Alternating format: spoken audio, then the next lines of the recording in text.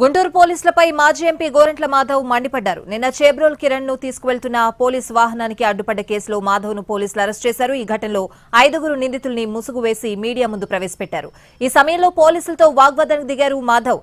తనను ముసుగు వేసుకోవాలని పోలీసులు చెప్పడంపై ఆయన మండిపడ్డారు. దేశానికి ఎంపీగా పనిచేశా, నేనేమైనా దోపిడీ దొంగనా అంటూ మాధవ్ కేకలు వేశారు.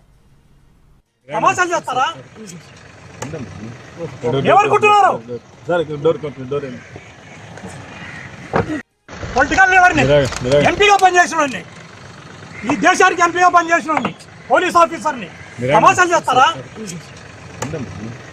ఏమనుకుంటున్నారు? పొలిటికల్ లీడర్ని ఎంపీగా పనిచేసిన ఈ దేశానికి ఎంపీగా పనిచేసిన పోలీస్ ఆఫీసర్ని తమాషాలు చేస్తారా? ఏమనుకుంటున్నారు?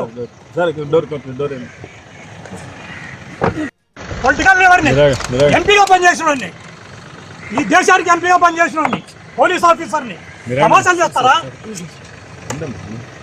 ఏమనుకుంటున్నారు?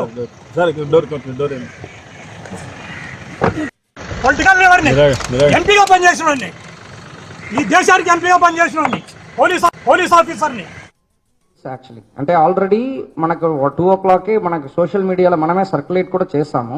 So press meet Mangalagiri rural నుంచి క్యాన్సిల్ చేసి గుంటూరులో పెట్టాము actually. So Mangalagiri rural police స్టేషన్లో ఉన్నారన్నది అందరికీ తెలుసు.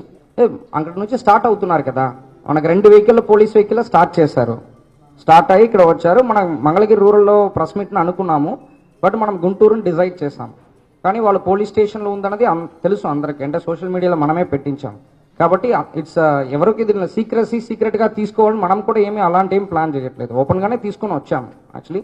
బట్ ఇలాంటి పర్సన్ ఉన్నారనేది మనకి ఇక్కడ గుజనగొండలో సిగ్నల్ ఆగడం వల్ల మనకి ఇక్కడ ఎంటర్ అవ్వడం జరిగింది. అవును, ఉద్దేశపూర్వకంగా చేస్తున్నదే, ప్లాన్ చేసి చేయడం జరిగింది. అంటే వాళ్ళు కూడా తెలియదు, ఈవెన్ సిఐఎస్ఐసి కూడా ఇక్కడ రావడం వరకు వాళ్ళకి తెలియదు యాక్చువల్లీ. ఇక్కడ వచ్చేసి సిగ్నల్ ఆపిన తర్వాత వాళ్ళు వచ్చిన తర్వాతనే తెలుసు ఇలాంటి ఒకటి ఉందన్నది ముందే తెలియదు.